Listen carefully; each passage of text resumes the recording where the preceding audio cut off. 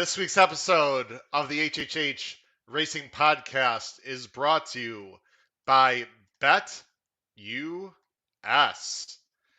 BetUS is a fast and easy way to bet fantastic casino racing and other interests. They have a fast and easy interface with BetUS live betting platform. Ensures you that your bet is made quickly to ensure that you hit odds available at that time. With mobile live betting available, there's no better way to enjoy the game today. BetUS offers up to 200 games a day with live betting, and each game between 300 to 400 different props to bet on.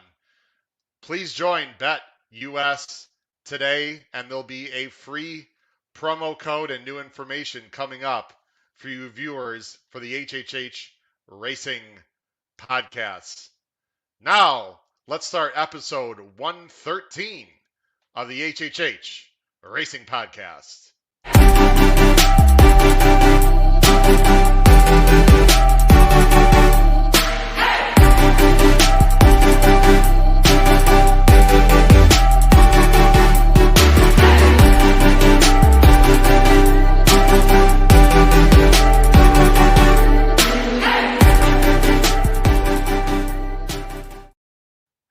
Good evening and welcome to episode 113 of the HHH Racing Podcast. I'm your host, Howard Kravitz. Thanks for joining me today. We've got a fantastic show. Let me go ahead and bring that scroll on the bottom of the screen. Hope you're enjoying your evening. I've been looking forward to this show for a long time. We got a lot to say. We already have a lot of people watching. Please make sure you subscribe right there in the bottom right-hand side of the screen. Our subscriptions have gone way up. Please make sure you do that. Also, you can see in my name tag, you can follow me on Twitter at HKravitz, and my email on the scroll on the bottom of the screen, hkravitzhorse@gmail.com. Also on the bottom of your screen, if you're watching on YouTube, make sure you hit that thumbs up button, smash that like button. That'll tell YouTube this is a great show. And also make sure you hit that notification bell so that you know when new content will arise on this channel. Before I bring on our two guests, the first of two guests, I've got a very important announcements I want to make. As you can see on the screen below, and if you're listening to this as a replay on Spotify, Apple Podcasts, or Anchor, I will explain what's on the bottom of the screen because obviously you can't see it. You can, of course, listen and subscribe to the HHH Racing Podcast on those platforms, Spotify, Apple Podcasts, and Anchor. Also have a race day blog. It's very expensive, $12.99 a month. You receive it every Saturday, and the ROI has been fantastic. We've been hit pick 4 and a pick 5 using the ABC ticket maker method last month. Please make sure you subscribe to the race day blog. Also, brand new, and I'm going to show you more details in a minute. If you sign up for BetUS is a new sponsor of the show. You can receive a 125% bonus of free bets. I'm going to talk about that in just a minute. And finally, the podcast pool is also new. It brings viewers of the HHH Racing Podcast together to try to smash a pick 4, 5, or 6, like the one we're going to be talking about at Fairgrounds this Saturday. Let me tell you where you get all your promo information, folks. I'm going to go ahead and very briefly bring up the YouTube channel. So as you can see, here's the YouTube channel. I'm going to go ahead and take the banner down. All you need to do, folks, if you go to the YouTube channel and you go under live here, you go actually onto the show that we're talking about right now. You'll probably see me here pop up as it's live. Let me turn off the volume there. So if you go underneath the YouTube channel in the description, let me go ahead and this is what you see underneath the description. However, if you hit that show more button, show more, folks, here's our promotion. So that's as big as I can make it. So let me describe again what's going on. BetUS is a great betting platform, and you can see the information there. You can receive free play. That's right. 125% of your deposit. You have to deposit a minimum $50, and you have to use your credit card. Again, you have to use your credit card, minimum $50 to start with into your new account. It is so easy to sign up, folks. If you do that and use the promo code RACING3H, again, all the information is below the video player in the description. The promo code is RACING3H. All you need to do is do that, sign up, bet within the first 2 weeks, and you get free 125% of your initial buy-in. I've already signed up to BetUS. I signed up for $200, and I have $250 of free play. That's right. This is no joke. This is not a gimmick, folks. $250 of free play if you use the promo code RACING3H. Again, go to my YouTube channel. You can see all the promotional information there. There's my race day blog information and, of course, the podcast pool. But thanks to our new sponsor, BetUS, a great betting platform. And the great thing about BetUS is you can, it's not pari-mutuel betting. So you can get fixed odds. Let me go ahead and take this off the screen here. You can get fixed odds. There is a horse I love on Saturday. I'm interested to see what our guests think about this horse. This horse is 12-1 morning line. I'm going to bet. I'll make a win bet through BetUS, and I think I'm going to get that 12-1 instead of the odds that I think he's going to go off more like 6-1. Now I would highly recommend, of course, use DRF bets and Twin Spires. I'll be betting our tickets through Twin Spires, but in terms of getting better odds, or those fixed odds, or if you want to play, if you like casino, or you can bet sports, NCAA basketball, NBA basketball, golf. There's a million things you can bet on there. BetUS, it's fantastic. Use the promo code, again, RACING3H. All the information is below the description of this YouTube channel. Please make sure you check that out. Highly recommend it. Let's see. We got Dean is here today. Dean, thanks for joining the show. Charles Blaha is already here. Yeah, hit that thumbs up. Thanks, Charles. Appreciate it. All right, ladies and gentlemen, I think we've got everything I wanted to discuss here out of the way in terms of promotions and everything. We got a lot of stuff going on. The podcast pool, by the way, I sent out an email. If you don't know about the podcast pool, where you can buy in to our pool, and I'm going to put together some huge tickets, and hopefully we're going to crush it. Again, if you're interested in the podcast pool, email me hkravitzhorse@gmail.com, and I'll send you all the information you need for the podcast pool. And finally, before we bring on our first guest, as he's anxiously waiting backstage, hopefully he's finished his pasta back there, we've got, you see on the bottom of the screen, next week, and even our guest might be interested. Who knows? Maybe he'll be betting next week. The Saudi Cup is next week. Our fantastic UK punter / tipster / handicapper, Davey Lane, friend of the show, will be back next Thursday. We're starting at an earlier time because he's going to be live in the UK. We're starting 5 p.m. Eastern next Thursday. Again, 5 p.m. Eastern next Thursday.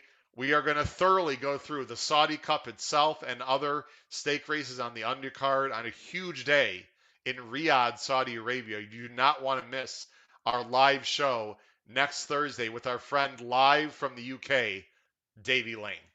All right, ladies and gentlemen, let's bring on our first guest. I think we can officially call him a friend of the show. He's been on before. He was a former announcer at my home track at Arlington International Racecourse for years. He's been a longtime track announcer at the Fairgrounds. He has a new gig. We're going to talk about that as well. Let's bring on live from New Orleans our friend, John G. Dooley. John, how you doing tonight? Howard, thanks for having me on. I just enjoyed a big bowl of Zandon spaghetti at 12-1, those morning line odds for the Fairgrounds. Wait a minute. Did you see my notes? Did you see my notes? How'd you know that was the? I don't see you. I don't see you as a deep closer Monarchs Glen fan of those 12-1 morning line odds. So it's squarely the spotlight for you on Zandon, like many other handicappers. Yeah. So it's Zandon, not Santine. Is that correct? Obviously, you'd be the one to know. Santine, we'll make a judgment by Saturday, but I think one thing that it's not is 12-1. No, he's not going to be 12-1. I don't want to steal my thunder and Chad's thunder. We'll talk about that horse later in the show. Folks, we have a lot of people listening live. If you're interested in the handicapping portion of our show, why would you go anywhere? We've got one of the best announcers in the history of United States horse racing, John G. Dooley, right here. So there's no reason for you to go anywhere. However, if you are interested in the details of our handicapping segment, we're going to start that in about 15 minutes with another great guest, Chad Schexnayder. If you don't know who he is, folks, we'll introduce him. He's fantastic. John, thank you very much for joining the show. Greatly appreciate you coming on. How you doing tonight? No, doing great. We started off the day. It was kind of a wild day of results at the Fairgrounds. Howard, we kicked off a 5-day race week. And of course, Saturday's big day with the special, noon post time, the first of 13. But already, kind of treated handicappers. We have a 50-cent late pick 5 carryover on the Friday card, over $56,000. So Whoa. Just a wild bunch of results, on the card today. Front runners, holding their form, and some long shot surprises, especially in a wild, late double. So the day before, our big Risen Star card with a $500,000 guaranteed all stakes pick 5, $56K and a 50-cent lead pick 5 starting on race 5 on the Friday card. I've had a very busy day, John. I think I'm a full-time school teacher. I had to get ready for the show. A lot of things. I did not look at Fairgrounds today. No disrespect. I did not know there was a carryover tomorrow. When you say carryover, you know what I'll be doing after the show, folks. Take a look at the late pick 5 tomorrow. Make sure you save your money for Saturday, but take a look at the late pick 5 tomorrow. John, I got 3 quick questions we want to ask you. You'll see them at the bottom of the screen. And again, we only have John for about 15 minutes, folks, or about maybe 20 minutes at the most. If you any questions for John G. Dooley, again, race track announcer at the Fairgrounds, one of the best in the business, folks, please, on the top right hand side of the screen, feel free to ask him questions. I'm sure John will be happy to take some questions from the viewers. John, very quickly, I shouldn't say first impressions. You guys have obviously been racing for a while, since Thanksgiving, but general impressions of the meet at Fairgrounds so far. Anything stand out to you in particular? This year it seems like, Howard, and for those, tuning in, it's been a Fairground season, of course, celebrating 150 years. But this year, it's definitely, a year for the teams. We started off right away with like Marcelino Pedrosa Jr. for Sam David Jr., that jockey trainer combination. Already even on today's card. Wow. Under the Twin Spires during their meets. Mitchell Murrow, Chris Hartman. Just, lights out, with their win percentage when teaming up. Of course, James Graham when riding for Tom Amos. But, Saturday changes the whole complexion with, Joel Rosario, Junior Alvarado, Tyler Gaffalione, Jose Ortiz, Mike Smith, Mario Gutierrez for Doug O'Neill in the Risen Star Stakes, and a past champion, Florent Giroux, back in the Big Easy. So, one of those jockey trainer combinations that we've seen during the, the bulk of this season, as you mentioned, kicking off on Thanksgiving Day. It's been great following those jockey trainer combinations, but with so many talented riders coming in, trainers for Saturday's big day, kind of really looking forward to having some of these Raiders come in and seeing, their top level horses here on Saturday. It's been real exciting. Charles, I'm sure you can confirm this. Charles mentioned there's some speed that won today. Charles is wondering, John, if you felt like there was a track bias at all. At least, insofar as today went, it seemed like, you wanted to be up front. And there were a couple of Angel Suarez won a race, easy on the lead with Chaton Rouge. Mitchell Murrow won a race for Chris Hartman. I mentioned that. Another horse on the lead, charged line, kind of a overconfident ride in the finale. And Adam Beschizza wound up winning on a long odds horse for Norm Cassie. Kind of upsetting, but we already knew we were having a carryover going in to the late pick 5 on the Friday card before we had the finale today. But so no horses were covered in the last race, huh? That's crazy. Yeah, no real deep closers on the track here today, and it's kind of just like what we discussed for the Lecomte. Another big race day. We were off the turf on the Thursday to start off the race week, so the portable rail is going to stay at 14 feet. That's if we're back on the turf on Friday. And it was almost exactly the same thing what happened with the Lecomte. We were talking about, will we be on the turf the Friday before the big Lecomte Day card, and and then to get our first look at whether whether it's speed horses or deep closers on the turf course, depending on where the portable rail set, as is the case this coming Saturday, that'll be at 14 feet. I found, and I'm not just saying this because you're on the show, I see tracks throughout the entire country. I bet many different tracks. I think the maintenance crew uh, there at the fairgrounds, you do a great job. You don't usually see too much bias, to be honest. Obviously, when the rails are out on the turf, sometimes I think speed holds better. I think you would agree with that. I mean, you see that at Arlington. You see that at a lot of tracks. The dirt course, I think, in general, has been fair. Early in the meet, it was a little more tilted towards speed, I think. I think it's leveled out a little bit. John, the next question, you already touched on this. So again, John reads my rundown. He's got like ESP. You already mentioned the jockeys. Is there a particular race that I mean, obviously the Risen Star is the big headliner, but there's many great stakes that we're going to talk about on this show in the late pick five with Chad. Are there any particular horses? We have horses coming from out of town, some horses coming in off layoffs that have some superstar potential. Is there anyone in mind, just as a racing fan, that you're excited to see on Saturday? Year in year out. I mean, Risen Star Day is my favorite day to call, and of course, we'll wrap up with the Grade 2 Risen Star Stakes presented locally here by Lamarck Ford. But the race before it, I mean, Joe Christofek, has that statistic he's been talking about on air. 9 of the last 25 Kentucky Oaks winners have run in the Rachel Alexandra Stakes, presented by Faisy Tipton. Brett Calhoun has that outside draw with Hidden Connection. Looking forward to seeing her run in the Rachel Alexandra Stakes, but so many great fillies have used, this New Orleans road to great, success in the Kentucky Oaks. And so really looking forward to seeing the fillies here in race 12 on Saturday. Yeah, and we actually had Raylu Gutierrez on the show right before the Breeders' Cup. I will admit, listen, John, anyone that knows me has been watching the show. I'm an honest guy. I'll tell you all the wins and losses I've had. I think it's really important to be transparent, because if anyone comes on their podcast and say they win every day or hit every bet, they're lying to you. I loved Hidden Connection in the Breeders' Cup. I think she went off like 5-2. Just didn't work out. She didn't break well. She got stuck sort of on the inside. Raylu was hoping to break much better in that race. Things just don't work out. I read, I don't know if you can confirm this or not. I think Chad will confirm this later. Brett was quoted as saying Hidden Connection is about 80-85%. Brett seems to be a pretty honest guy, so I don't know if that's trainer speak or not. But even Hidden Connection at 80-85% is probably good enough to win this race. And, John, she gets an outside post. However, the 11 hole's that's pretty far. That's not going to be easy going that short run in the first turn, correct? It reminds me of that. I think Doug O'Neill said the same thing about Hot Rod Charlie entering round 3 of the Al Maktoum Challenge. And, of course, Hot Rod Charlie just, blew the doors off the field there in the Emirates. Yeah, I mean, from the 11 hole, John, as an announcer, and for people that don't watch Fairgrounds, how hard or easy is that to be able to tuck in going a mile 16th on the dirt in that Rachel Alexandra?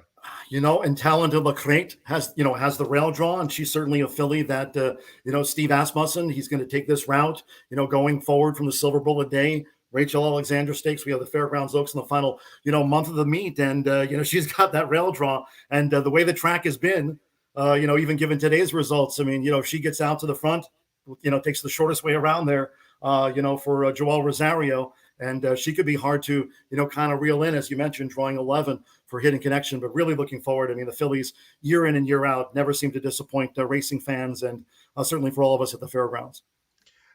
Some other quick horses I just want to mention before we get into our handicapping. John, I'm just curious. I know you're an astute handicapper as well. I'm sure you've done your homework a little bit. Of course, John, is calling races every day, folks. So don't expect him to come up with, great, unbelievable stats and details about Saturday. That's for sickos like me who have spent hours already handicapping. The Mine Shaft is coming up, a really interesting race, John, the Grade 3 for older horses. There's 2 horses in here that are going to take a lot of attention. I just wanted to get your early impressions. Number 4, Olympiad, looks super talented for Bill Mott. I actually liked him in the Cigar Mile, got sort of a weird kind of trip. It's an up-and-comer. And then a horse for Chad Brown, Miles D, who's 7-2 morning line. With a guy named Ortiz, this time it's going to be Jose. I think those 2 horses are going to take a lot of interest and money in the Mine Shaft. Yeah, those are obviously the two big names, and among the locals, I mean, Happy American, did not miss by much, last time out, and you go back to the history of the Mine Shaft State, talking a lot, of course, road to the Louisiana Derby, road to the Kentucky Derby, a lot of points, 50 points on the line for the 3-year-olds in the Risen Star Stakes. But last year, I mean, Maxfield won the mine shaft. So, the next, really top talented older horse could be running, on Saturday. And, really looking forward to that as part of the undercard. But of course, the fillies and the 3-year-olds, taking top billing. But wow, Maxfield a winner last year, 1 year ago, taking out the mine shaft, a grade 3 on the undercard. It looks like you're appearing. I think you have some PPs in front of you, or some entries. You're appearing down there. Okay, there we go. The older horse, the turf race. I think it's called the Fairgrounds Stakes. Excuse me, the Grade 3 Fairgrounds Stakes. It's your 12-1 top pick.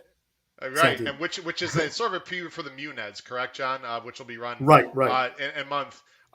Chad Brown, and he's not afraid to bring horses to the Fairgrounds at all, because he brought Colonel Liam last year, right, to the Fairgrounds, I believe. Well, he had bricks and mortar by the nose during a Horse of the Year campaign. I remember that, like it was 1-5 in that race, and barely. It's my screensaver. Oh wow, yeah, I love bricks and mortar. Is it Adhamo? I didn't look at. Do you have from the connections the pronunciation on the 6th in that race? The Michael Dubb, the Madakat stable horse, coming in overseas for the first time in the Chad Brown barn. Yeah, I mean, I figured out Hamo, but an interesting, first U.S. run for this horse, having campaigned, against horses, the Group Company in Longchamp and, over in France. So, our first U.S. look at her, and excited about those prospects, in a race that, can lead onto, the Munez. Yeah, it's going to be a great card on Saturday. John, before we let you go, and I think we'll do something pretty cool. I think we'll bring on our next guest with you on screen so you can say hello. He just arrived backstage right now listening. Let me bring up the banner here. So, for those of you who don't know, John set this out on Twitter. I am so happy for you, Mr. Dooley. Really happy for you for this next announcement. Some people may not know, John G. Dooley, the new racetrack announcer at Horseshoe Indianapolis Racecourse, formerly called Indiana Grand. John, congratulations to all of us, the HH Racing Podcast. Tell us a little bit how that came about and when you start. Yeah, I mean, really looking forward to the opportunity. As we, went into the end of last year, the general manager there, Eric Hallstrom, reached out to me and said, I have interest in coming there and representing Horseshoe Indianapolis. The season would work out fine, at the fairgrounds, and absolutely said, yes, let's talk about the opportunity. And it's come to fruition. And they open up, April 19th. It was just announced $4.6 million, stakes purses, 1.1 million on July 9th. It'll be a Saturday card, so giving the fans there, in Indianapolis, in the Midwest, a chance maybe to come out for a big Saturday card, see top jockeys and trainers like we'll have here on Saturday in New Orleans. But Indiana Derby, Grade 3 Indiana Oaks, that day, $1.1 million in purses, a Saturday card. So hopefully fans will come out. Hopefully handicappers around the nation will support it. But season kicks off, long season, April 19th. But I'm really thankful for the opportunity, Howard. When you take over a new track and you've got plenty of time to, to learn the track, and I mean, you're obviously a veteran handicapper. You don't need to be told where the 8th pole is, whatnot. But when you do start a new track, are there little nuances, little things that you have to worry about? I don't think they have anything in the infield that sort of gets in the way. That no little tree, no little woods, no anything. But I mean, there is an adjustment. Obviously, you have to learn some new jockeys you're going to be calling quite often, and trainers. There's definitely a bit of a learning curve for you, I would think. I've learned there's an Applebee's in Shelbyville from Jose Vaquelme. So, picking up, so I'm picking up slowly some bits and pieces of information, going forward. But no, it's a great question. I mean, Arlington's announcer booth, that facility was, so amazing for my 22 seasons there. The announcer booth was, well to the left of the finish line and, really, into the grandstand, suites level proper. Whereas the fairgrounds, I'm right next to the placing judges. So, really high up that daunting fairgrounds home stretch. And, I have a pretty good, just to the left, angle of the, of the finish. So, looking out the window, but it'll be my first time in the booth there. So, 22 seasons at Arlington, my past there up in Chicago, and it was a, fantastic, great time there with all the Arlington Millions. Speaking of bricks and mortar and the Pizza Man, some of the great champions there in the past. But I've been down here since 04-05, my first meet at the fairgrounds, and looking forward to, I guess it'll be my rookie season, at Horseshoe Indianapolis, but really looking forward to the opportunity. And again, thanks to Eric Hallstrom there, Tammy Knox, Racing Rachel. She just, she had her baby Houston. So look forward to working with a great team there at Horseshoe Indy. They really have a great team, and I don't want to put you in an awkward spot or get you in trouble, and I don't want you to have to speak for management. I have some friends up at Canterbury Park, and I talked to them. They're having a ship and win. Unfortunately, we all know Arlington is closed. That does open up the opportunity. Now Hawthorne is running, and we both. I'm from Chicago. You're a Chicago guy to some extent, obviously. So we wish everyone at Hawthorne well. This is not a ripping on Hawthorne. However, their meet is going to be interrupted by a harness meet. So, do you know for a fact, or I would assume some of the management in at Horseshoe Indianapolis has reached out to maybe some people at Arlington and bring some horses over to Horseshoe Indianapolis with a beautiful turf course they have there. Yeah, I mean, of course, that's the job of every racing secretary. And Chris Polson, I worked with him starting back in 2000 at the old Sportsman's Park before they closed down, before I actually came down here in the winter of 2004. Chris and I worked together for a long time. He's there at Horseshoe Indianapolis as the racing secretary, looking to recruit stables, as you mentioned, Canterbury, of course, Hawthorne, so many different, racetracks trying to recruit the horses in the Midwest and the area. So, Chris, certainly doing that business, some horsemen down here that maybe want to make plans, maybe to go up there and spend part of the spring meet in Chicago, but certainly, we encourage them. It's a long meet. It certainly works out well with their horses here, at Fairgrounds Racecourse and Slots, 150 years here, 20th season at Horseshoe Indianapolis, but looking for some of the stables. I think Michelle Boyce, I hear, might be coming. She used to run a lot, in Chicago. Hope to have her at Horseshoe Indianapolis, and some other local trainers that maybe Chicago fans have known from other years, with the Chicago circuit. Maybe they're looking to move their stables elsewhere. Certainly that divided up thoroughbred meet is going to impact a lot of the different horsemen, and it'll be up to them to make judgments for not only, their equine athletes, but their family as well, where to live and spend this, spring, summer, and fall. Of course. Jim Pilar said congratulations. One last question that we'll bring on our second guest to say hello to you and start our handicapping segment. C Money, this is a great question. Have you called quarter horse races before? And I'm assuming you'll be doing that at Horseshoe Indianapolis, right?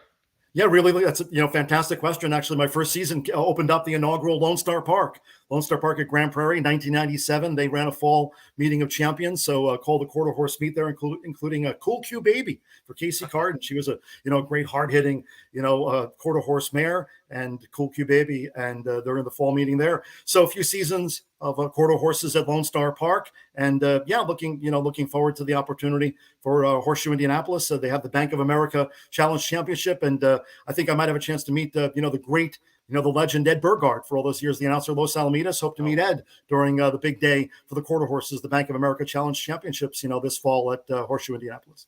He knows a few things about calling a quarter horse race. Not that you need any help. Not that you need any help with that, John. But Arlington ran some quarter horse races, if I recall. I mean, I know they've run some, and I've lived here all my life, so I know I've seen some quarter horse races at Arlington. We actually, by the way, we also run every Louisiana Champions Day here in December. Right, the first three races are always some of those graded quarter horse stakes, but for those picks, I always bow and defer to Martha Clausen. She's fantastic for sure. Let's bring on John. I'm going to bring you on just for 1 minute. You can just say hello, and then we'll let you join the enjoy the rest of your pasta or whatever you got going. Rest your voice for a big weekend. Spaghetti. There we go. Look, this guy's just throwing out props everywhere tonight. Our next guest, folks, and I'm going to bring him on right now with John on. He can say hi to John. I've been looking forward to having this guest on for quite a while. I've heard great things about Chad. This gentleman is the host. He does a lot of things, but he's the host of the Fairgrounds podcast. He had some great shows earlier this week. If you're not familiar with the Fairgrounds podcast, check that out on Spotify, SoundCloud, all the other platforms. Let's bring him on. He's going to help us with the Pick 5 tonight. Also, from New Orleans, hopefully I'm going to pronounce this correctly. There he is, Chad Schexnayder. Chad, how you doing tonight? What's up, Howard? What's up, Duels? Chad, we can barely hear you. You got to turn the sound way up. I don't know if people heard him better than I did. So it's Chad. Hey, Duels, can you hear me now? Yeah, we're getting there, I think. It's pretty low for me. I don't know. Okay. I've got my sound up full. Can you go ahead again, Chad? Hey, is that better? Yeah, there you go. Much better. Okay. All right. That's people at home, I just want to make sure everyone home. We have a lot of people watching. If someone could just comment in the chat, if everyone can hear Chad, okay. Chad, how you doing tonight? John Dooley in the flesh. There he is. My boy. Chad, some wild results today. $56,000 late pick 5 carryover on Friday. A pretty nice lead in for our big day on Saturday. You know, it's funny today. We were talking about how speed's holding. As soon as you say speed's holding, whoop, right up the rail, splits them. Here comes a long shot. And, you know, the text messages are going crazy. Oh, I guess the speed's not holding now. So, and I think Juan Vargas broken rib. I think it was only his second win of the entire meet, and then suggested, wins the finale to give Adam Biscuitza 3 wins on the card. So, but we knew going into the finale, that there would be a late pick 5 carryover. So that in addition to the 500, G's on Saturday's All Stakes late pick 5, which I know you guys are going to talk about. Let's get a double carryover. How about that? Wow. I mean, there's a guaranteed pool, though. Is there a guaranteed pool in the pick 5 Saturday? Do you guys know? 500,000, right? Yep. Yeah. 500,000 late pick 5.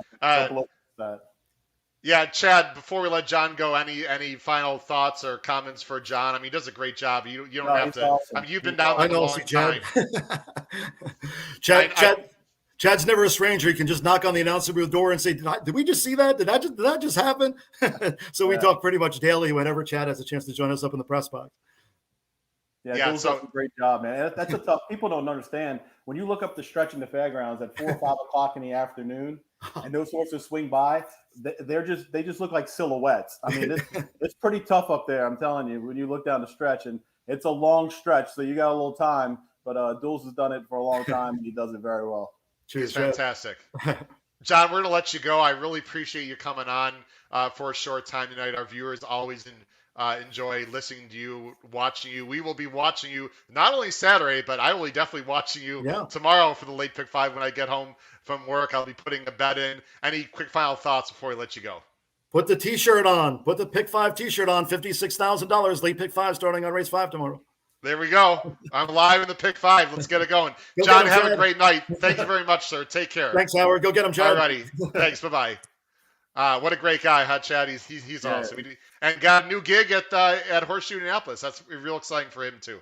I know it's exciting for him. Eric Hallstrom actually came to New Orleans to officially kind of announce it for him. So it wasn't just one of those text messages, hey, John, you got the job in Indiana. Eric Hallstrom's a classy guy, and he flew down here and did it in person. So that was really cool for John. Yeah. Listen, Chad, it's a real pleasure to meet you. Thanks for coming on. I'm a little nervous because I know you're a podcast host too, so I'm going to do the best I can. There's a big difference. We're live. I'm a one-man band. I don't have, a producer. I've got like 3 screens. I'm clicking a million things. I'm sure you have a little bit of appreciation for all the work that goes on behind the podcast. Real quick, for the people that are not familiar to you before we get into our handicapping, quick intro about yourself, where you're from, and what you're doing at Fairgrounds, or how you're involved other than the podcast, please. Right. So I was born and raised in New Orleans here. Went to school out in Lafayette. Came back here after college. Worked at the Fairgrounds for 3 or 4 years when the Krantz family owned the track, which was in the late 90s, early 2000s. Worked for some great people with Brian Krantz and Mike Diliberto and the guys up in the press box. Mike E.D. is my podcast partner. He's been around the track his whole life.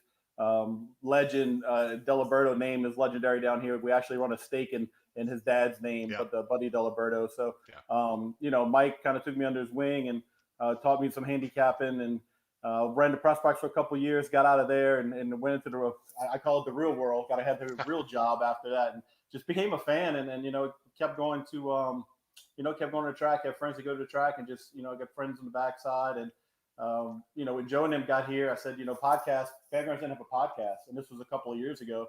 So I got with Joe, got with some of the guys in the racing offices, and they thought it'd be a great idea. So, we kind of took off from there, and we did, I think, about 12 or 13 shows back in 2019. And it was really good. Talked to Steve Asmussen. We talked to Brian Hernandez, a jockey agent. And we did our regular handicapping shows, Mike Diliberto and I. And then COVID hit last year. The fans weren't going to the track. So we skipped 2020, just kind of put it on the back burner, and we brought it back this year. Yeah, you guys do a great job, and we've got some trainers and jockeys on this show, not as many. It's nice when you have a sort of official connection to a track. I'm just a little small fish in a big pond. Started this podcast a year ago with 0 subscribers, Chad. Have over 700 now with over almost 50,000 views in the last year with some great guests I've had on, TV personalities. It's exploded. I'm really proud of it. I'm happy to have you as our guest tonight. And I have a feeling this will not be the only time that you'll be on. By the way, shout out to Kevin Kilroy, who I had on for the first time, had a chance to meet. I'm sure you know you've met Kevin. What a fantastic job he's done first time down at Fairgrounds also.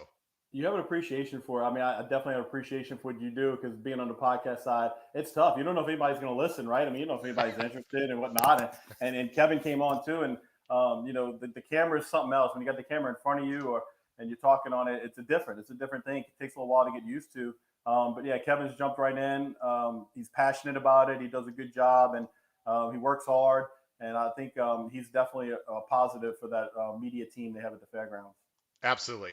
All right, let's jump right in, Chad. I know we could talk forever, and we got exciting races to handicap. We're not only going to handicap the late pick 5, folks, but the first race we're going to talk just for very briefly, Chad, is race 7, which is the first stake race of the day on the undercard. It's outside of the pick 5. And Chad, I'm not sure how familiar you are with the podcast. I'm going to be showing DRF past performances. We use Formulator. I'm a big fan because we can show replays and whatnot. So I'll bring up the Formulator. Also at the bottom of the screen, Chad, you're going to see two things. You'll see my picks and your picks that you've sent in. He doesn't know my picks. I just found out his picks recently. We're different in some races. We're also similar. That's a great thing about handicappers. We all have different opinions, and people can decide where they want to go. And then also, Chad, there'll be some comments on the bottom of the screen from our wonderful viewers. If you have any questions on Chad's opinions as we go through them, this guy's in the know. He's talked to trainers on the grounds. He knows owners. This is why we have Chad on, because he knows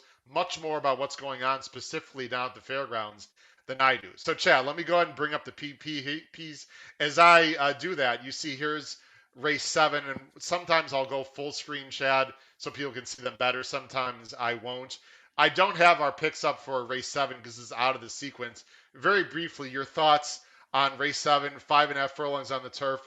It's the Colonel Power, $100,000. There's a horse in here, Chad. It's just a super fun horse who is 75 on the morning line. And that is, we got to bring him up there. Where did I already blow by him? Just Might. There he is. Sorry. For Michelle Lovell. Yeah, Just Might. I mean, honestly, this is the most likely winner on the card. And Mike and I talked about this on the podcast yesterday. He was much the best at last month in the Kenner. He did everything right. He's so fast, and Michelle Lovell's done such a good job of keeping this horse in form for a long time now. And he loves the Fairgrounds. He can win on the dirt here. He can win on the turf. Just a really cool horse. 7-5, I think, would be a bargain, to be honest with you. I think he's going to tick down a couple of notches off of that, because his last race was just so impressive. And, it says bump foes there, but it wasn't much of a bump. I can tell you that. Today they did something. I was talking with Joe Christopher about it. The best horse won this race, and they took him down. And then today, almost the same kind of bumping happened at the Fairgrounds, and they left the horse up. So, I mean, it's just one of those things where it's just, you got to take the good with the bad, I guess, how you bet them. But Just Might, a lot of people at the track felt they were robbed on Just Might on LeCompte. They going back and get their money on Saturday, because he's going to be very, very tough to beat. Yeah, I will say I did not want that DQ. I don't know. We'll just move on. I don't want to get either one of us in trouble. We didn't talk about it much in the pod either. as if this game is not hard enough, Chad, then we got to worry about stewards making different decisions at different times, and whether it's a class 1 or a class. Anyway, we could go on forever. Yeah. Is there anyone in this race, for people that are going to be betting out this race outside of pick 5? Is there a horse that you think can beat Just Might? What I found, again, I just don't see a lot of early speed. I'm waiting for like a speedball to go after this horse. I just don't see it. I suppose Cowan is the most likely horse to beat Just Might. Is there anyone you're interested in here at all other than Just Might? The thing is, he breaks so well. I mean, he breaks so well at the gate that he puts the whole field at a disadvantage chasing. And if you try to chase him, you're just not going to be fast enough. And nobody in here is fast enough out the gate to keep up with him. I do like a horse that's a little bit of a price underneath, and that's the 3-horse 7 cents for Carl Broberg. This is a horse coming off the Houston Sprint over there in Houston. I think this horse is going to go off at a decent price, and maybe he's the one in the exacta. He's won a couple times at the Fairgrounds on the turf. You're probably going to get more than 8-1 on him just because of Broberg, and people are going to see those claiming tags in his past performance lines. But Ray Lou rides him back. He's won him a couple times here. He's been really close both. 3 times in a row. He likes this track. You can see he's in good form. I think he's the price horse maybe to use underneath. people are going to probably use as a backup to Just Might if something happens. Probably Toro Strike for Pletcher. This horse, you just don't know nothing about him, right? I mean, you can try to go to XBTV and look at his works, I guess, from out there in Florida. But it's a horse been keeping Group 3, Group 2 kind of company overseas. He gets LASIK first time. He's a 5-year-old. I don't know. I mean, I guess you could watch the board, but coming over to the fairgrounds, shipping in, running on the turf here is a whole different experience. And I think, I'll be surprised, but he's probably the only horse I would think just because he's a new face and just might beat everybody else in this field. Yeah, I think he's going to be too far back. I think this feels a lot more of a prep. There's a race, and I don't have insight.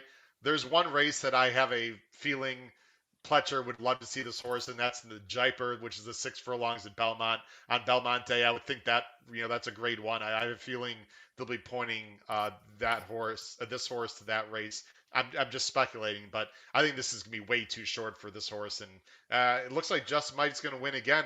I'd love to see Level take Just Might like to New York or in a real big spot because they've done such a great job with this horse. But I'd love to see this horse as long as he stays in great form.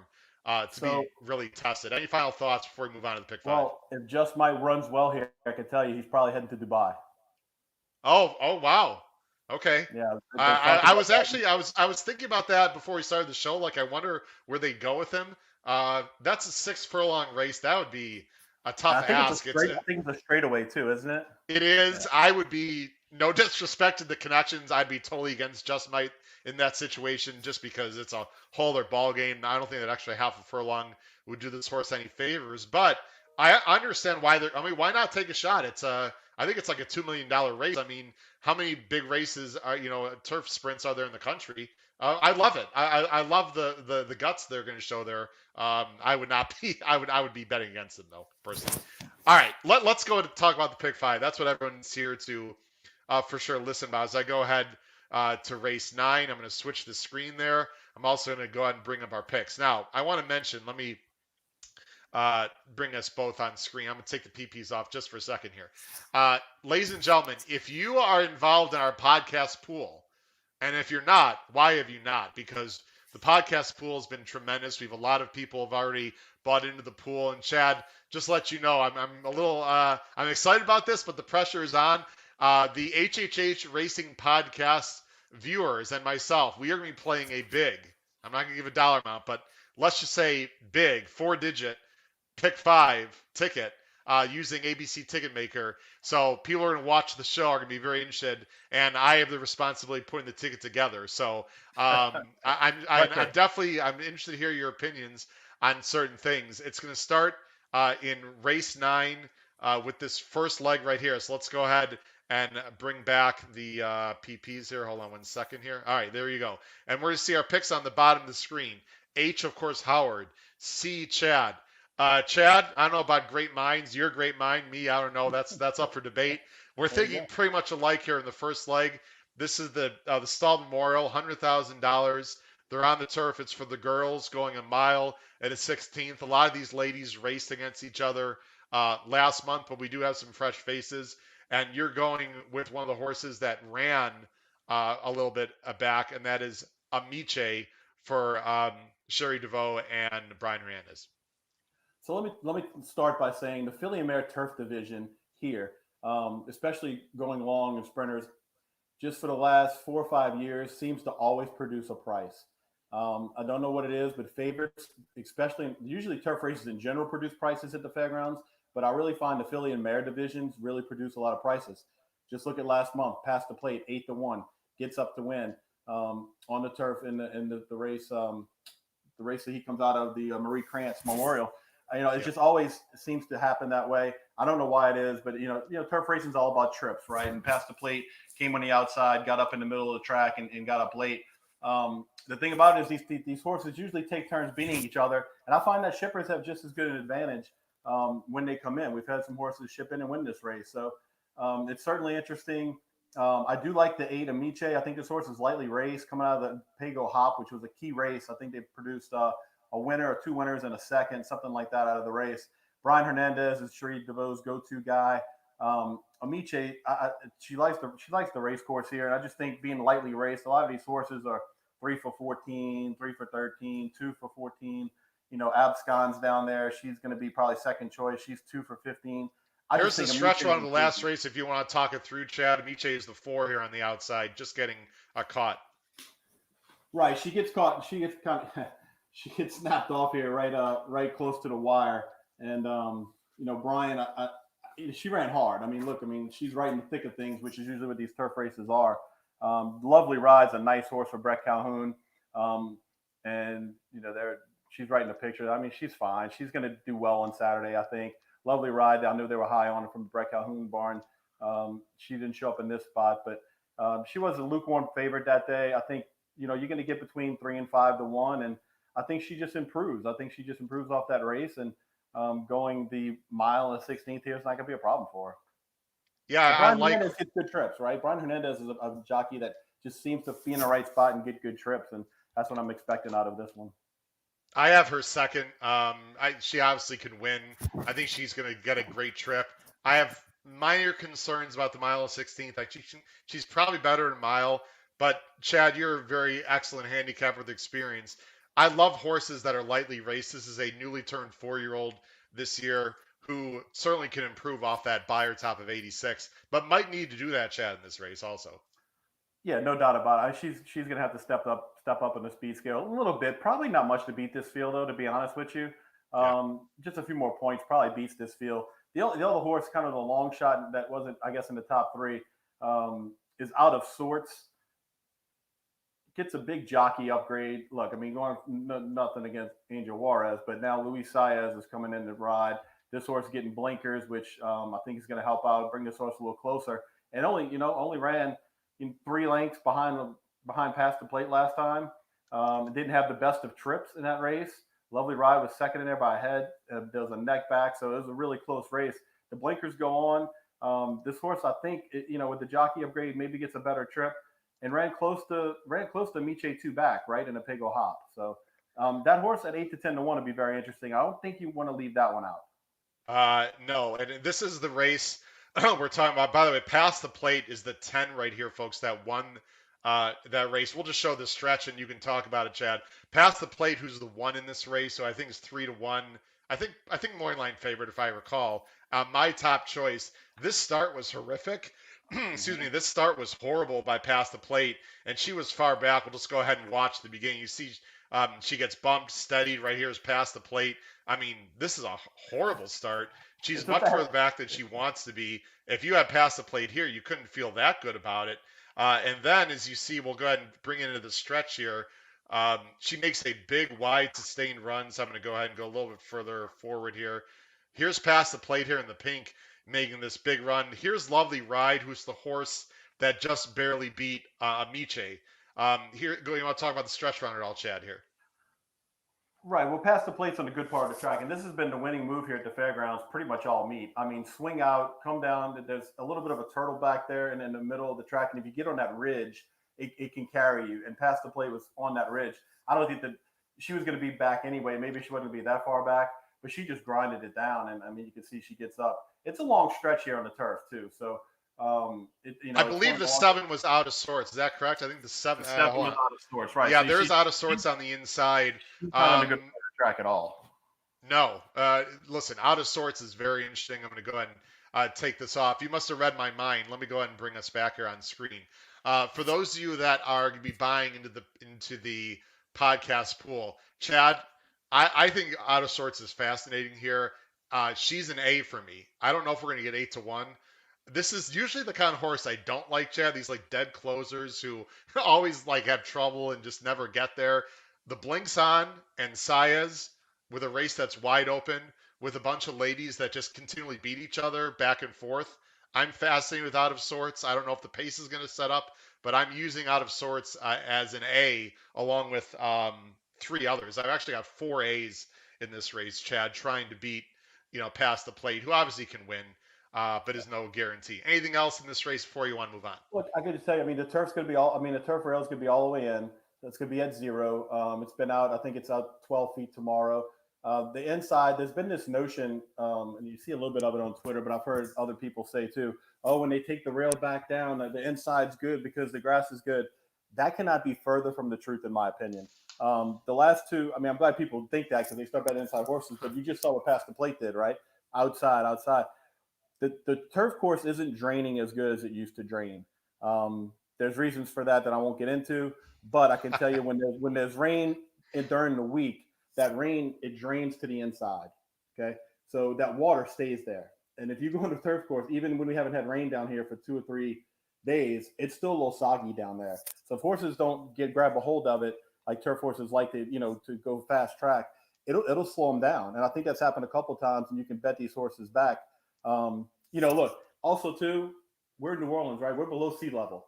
So that thing's kind of wet all the time. I mean, where the track is in the middle of New Orleans, we're below sea level. So it doesn't take much to have water on that track and that sandy-based grass. So I think if you can, and those jockeys who are from here know that.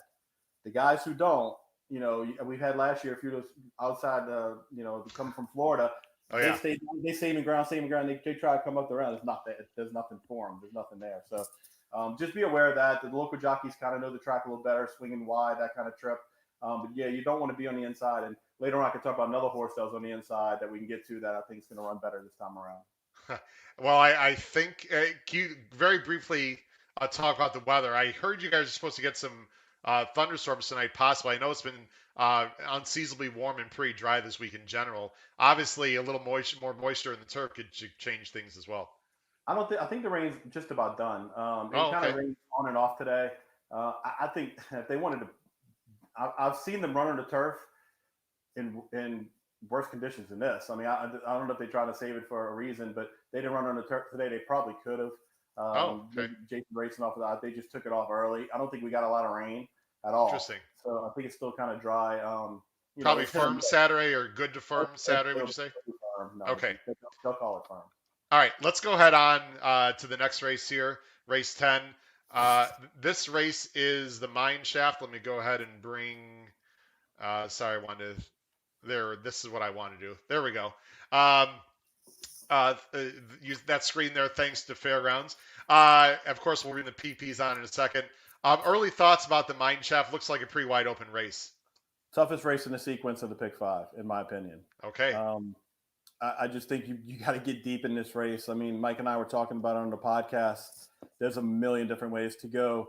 You say that, and then Olympiad goes off at 2-1 and runs 105 buyer or something. But I mean, I think there's a lot of horses in here that are very just rugged older horses. There's horses that have done really well at the Fairgrounds here, and then you throw in the ship ins because Mandaloon and Midnight Bourbon are supposed to win this race, right? Well, they're gone. They're on their way to Saudi Arabia. So it's one of those deals where the 2 big horses are gone. So ship in and let's try to get some graded money for the other guys. And I think that you see that a little bit of that here. But the ones that are based here, they're tough older horses. So that's what just makes this a really good race. I think it's going to be tough to single or go too deep and get out of this race. By the way, question from, I'm not putting it on the screen. I'll just answer it, Chad. Our viewer, Dean, again, thanks for joining the show. Wanted about Dawn's Dancer in the previous race. Neither one of us like Dawn's Dancer. I don't know if you have a 5-second opinion on Dawn's Dancer, just to answer Dean's question. Well, so here's the thing with some of these Florida horses, and I haven't been able to confirm this. I know our horses at Fairgrounds that were going to Florida had to van 19 hours. I've heard that may come the other way too. They had the van in, but then I heard the other day that Pletcher's horses actually did find a plane to get here, which is a big difference, right? So of course, I'm sure they got first-class food and were wined and dined. Right. So I actually have a note on this horse. Did she van in from? That's fascinating. That's very interesting. You're saying obviously that could affect them. I mean, you never know, right? Yeah, I've talked to a couple of trainers about that, and they said, well, when the weather's good and if the horses are in box cars and they can lay down, it's really not that bad. It's when you go from, the climate really changes a lot, and it's rough weather when you do that. That's when it's bad. But really, it's kind of the same climate it's been. So I don't think it's that big a deal. But no, Dawn's Dancer's done her best running at the Fairgrounds when Christopher Davis was down here the last couple of years. She has a win and and out of 2 starts. So I just think, she's one of those horses that only has like 1 graded stake start. It wasn't a real good one in Florida. She's 2 for 14. So to me, that tells me, she don't really like the win. But one of her 2 wins was here at the Fairgrounds. So Mikey D gave her some respect at 8-1 in the morning line. Jose Ortiz is riding. So, there's a little bit to like there for sure. Like I said, these Philly mares, man, they beat each other up on the turf. Yeah. If you like Dawn's Dancer, I'm not going to talk you off of her. No, that's why I'm spreading in the first leg of our pick 5, because it just feels like in the sequence that's a spread. You're going with Olympiad. I'm a big fan of this horse. I'll give you my brief history with Olympiad, Chad. I loved Olympiad on September 4th when he was a year layoff. He was working great, and he ran a 105 buyer. And if someone said, okay, Howard, Olympiad's going to run a 105 buyer off the layoff at 7-1, you're like, where do I cash my money and throw a big celebration? He ran into a horse called Baby Yoda, who of course had to run a 1-9,000 and has not come back to that race. Right. Bill Mott's got a real up-and-comer here, $700,000 Keelan September sale buy. I thought got a sneaky bad trip in the Cigar Mile. It was really weird. We're not really going to talk about it in details. Last time just completely blew out a very, very weak field, in my opinion. So I'm not going to say Olympiad's overrated, Chad. I have him in second. Obviously, he can win. I think it's fair to say this might be the toughest field he's ever faced, and I'm including the Cigar Mile in that too. It's definitely the deepest Phillies faced. Cigar Mile race was like you said, it's kind of sneaky good. It was good. Bill Mott knows how to win races, and he can ship it and win here. He's done it. It seems like he's done it at least once a year forever. And he picks the right horse. He knows the right horse to send this way and get it done. That allowance win was definitely impressive. Like you said, who did he beat? Probably didn't beat much, but he's deserving of 3-1 in the morning line. I think both he and Miles D are the two horses that you got to beat on paper to ship ins, but there's plenty of horses. I know they're really high on the 6 Obesos. We talked about a little bit on the podcast. If you look at the horses who have beaten Obesos, it's really a distinguished list. He's only run behind the best of his class. Yeah. I mean, he's run behind Medina Spirit, Hot Rod Charlie, Mandaloon, Folsom, Proxy. And he's beaten everybody else he's supposed to beat in the running lines. He's training extremely well, according to the clockers. He likes this track. It's his home track. He winters here, but he needs a pace. He's going to need the setup. So he's not going to create his own. He's not going to create his own race up front. So he needs a little bit of the pace to back up to him to show his best. But he's very intriguing with Brian Hernandez at 6-1. I think you get a little bit more than that, to be honest with you, on Saturday. Fans of this show know that I loved Obesos in the Derby. This was my long shot pick of the entire Derby. He actually thought he ran very well, ran a good fourth. So I couldn't believe he was 40-1. I mean, I used him in tries. Man, he didn't get, actually, in fact, he didn't get for third. Didn't matter because some knucklehead won the race. Anyway, that's a whole other conversation. We won't get into that. Obesos is an A for me here also, even though he's not in my top 3. I thought it was a wide open race. You've got a horse also that you had second that I have also as an A, and I cannot believe this morning line, Chad. I don't know if the upside is there, but Silver Prospector got a brutal trip last time off the layoff, was wide the whole way. It seems like Rosario is just going to set a really good trip in here. I don't know if he's good enough, Chad, but everything tells me he's going to sit off a sprawl, Olympiad, anyone else save ground. And if he runs his best race, I think he could upset this field. So there's a lot going on with Silver Prospector here. I think he was a little lost in the Asmussen barn last year with all the good horses like Silver State and some of the other ones. He doesn't really like the win. His last win was down at Oaklawn in the Southwest. And actually he was entered in the Razorback last weekend, and he worked at Oaklawn. So I don't know what happened there as far as Steve goes, but he was entered in the Razorback and ended up scratching, and they banned him back down here to take a run here. He's worked very well, I can tell you that. Mike Diliberto loved his last workout, galloped out strong. We talked about that on a Fairgrounds Racing podcast this week. He's got the numbers for you, and I can't remember right now who he worked with, but it was a very impressive work, which kind of led me into throwing him in there just because he's going to be a price, and I think this is a wide open race, so I wanted to kind of talk about him, so I threw him in for second. He does get Rosario, which isn't going to hurt things either, so he's definitely intriguing at that price. And you got Happy American for third. I know you talked about him a little bit. I'm a little bit against him. I'm going to be very honest. I'm using him very defensively. I actually bet the November 6th race when he won in a mile and a quarter. That was a very fast pace. It was not a real strong field. He won impressively, but I think he was really benefited by the race flow, in my opinion. Last time, again, there was a pretty fast pace Chess Chief won, who's a nice horse. I don't know. To me, there's better closers in this race, and I think Happy American wants even further than this distance, in my opinion, Chad.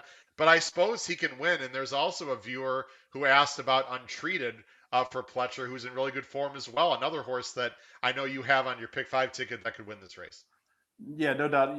Happy American, I totally agree with you. I think the longer the better with him. It's crazy to say a mile on the 16th could be too short, but it really Yeah, it really might be too short for I him. think so. But the long fairground stretch helps a horse like him kind of keep going and grinding his way. I can tell you, I think Big Dreaming is going to scratch. So Okay. you could probably take him. That takes some potential.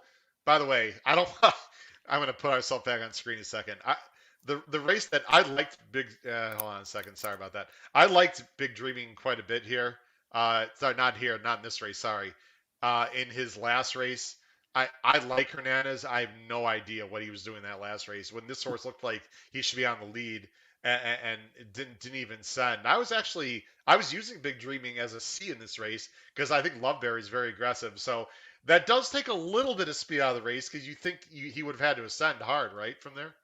No doubt. Yeah, no doubt. He's Catalano told me yesterday he's probably going to scratch up, but Untreated. Yeah, I mean, this is a team valor code. I think he's going to get a lot of play in this spot.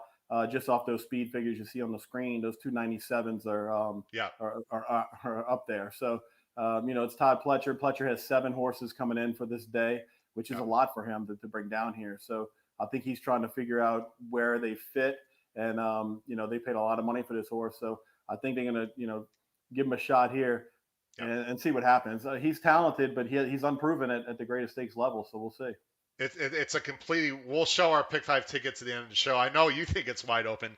I think it's open, not quite as wide open as you do, but I think we both agree, folks. It's as much as we maybe like. Actually, you don't have Miles D in the top 3. As much as Chad and I like Olympiad and maybe Miles D, there's a lot of others that could win this race. I think it's gonna be a very trip dependent race, so we'll see how that all shakes out. The next race, Chad, and I'm going to go ahead and switch the PPs here, bring up a different screen. You know what? I lost that's okay. I had the special, the purple screen. That's okay. We don't need it. I'm gonna put us just side to side here, folks. I've given out a lot of picks on this show. I've given out a lot of price shots over the last year. Some have been fantastic, obligatory mischief. Everyone who knows the show knows that I've cashed with some, double-digit morning line horses. I've also missed plenty. That's the nature of the game. Chad, you know who I'm leaning to already here because we're going to talk about this horse extensively. I love a horse in here that I'm not going to get 12-1. I know you're interested in. This is the Grade 3 Fairgrounds. This is basically the prep for the Munez, correct? Which is next month, which is the biggest turf race of the year. Let me go and bring up our picks there. We do have some similarities. You're going with a new Chad Brown acquisition. I talked to John Dooley. We believe it's pronounced Adhamo. This is owned by Michael Deb, Madacat Stables. I'm assuming this was a private purchase. Really nice back form last year as a 3-year-old in Europe. Yeah, so I've seen this movie too many times. These North American first-time Chad Browns that come over here, get the Lasix, and just blow our turf horses away. I mean, it happens multiple times a year. I try not to overthink it too much when I see a horse like this. Those guys know what they're doing when they go across seas and pick out these horses to bring back here. It's proven. It's a proven thing they do. European horses do well in this course here at the Fairgrounds. I've seen a lot of winners with that kind of breeding. The Irish bred horses, that doesn't stop them here. So yeah, I put this horse on top. 9-2.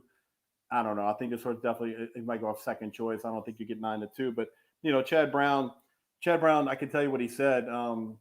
He said he's sending Zandon down here and look at the rest of the card. He loves the distance of the race for this horse. He feels the course might suit this horse. He's not going to want rock hard ground as maybe Gulfstream would have. So he knows this racetrack here at the Fairgrounds has a little give in it usually.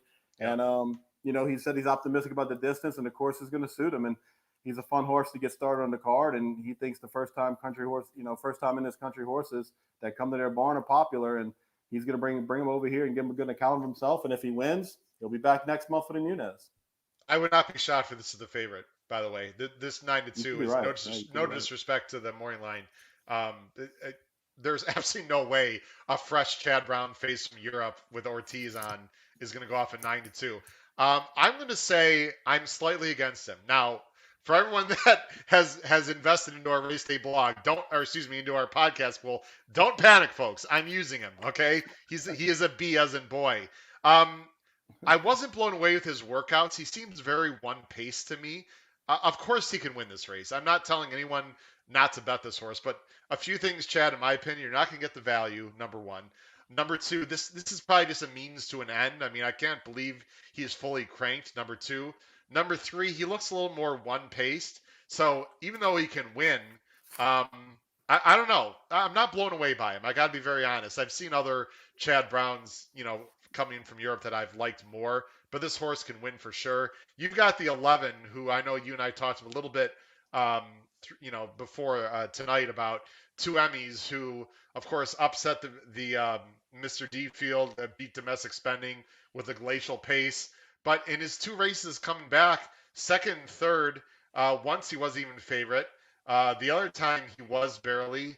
I I don't know. I don't know what to do with two Emmys.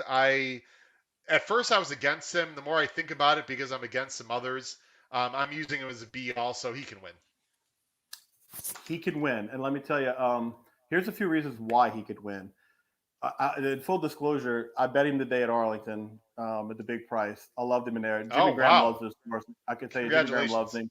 I bet him that day, and I bet him when he ran against Colonel Liam at that price too at the Fairgrounds, because we thought he could loosen the lead, and we had a whole box full of people just grinding away trying to get him home. And I said, man, this horse one day is going to win a race at big odds, and that happened to be later on in the summer. But so this horse has a lot of love from our group down here.